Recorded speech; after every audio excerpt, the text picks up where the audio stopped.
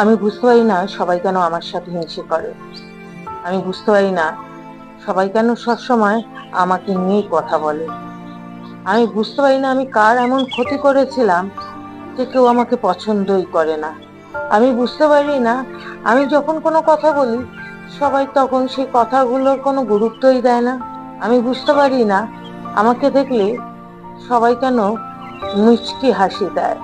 হুম, না না, এটা আমার কথা না। আসলে এটা একটা সামাজিক ব্যাধি। আমি একটু আগে যতগুলো বাক্য বললাম, ভেবে দেখুন তো কতগুলো আমি এসছে। আরে এই আমিগুলো এসছে শুধুমাত্র প্রত্যাশা থেকে। প্রত্যাশা কাদের?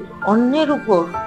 যে অন্যদের উপর আমাদের নিজেদের কোনো হাত নেই, যাদেরকে আমরা পরিচালিত করতে পারবো না। তাহলে সে প্রত্যাশা কেনই বা করা?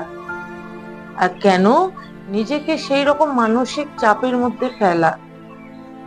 দরকার নেই তো। এই আমিটা বাদ দিয়ে আমরাতে থাকুন না।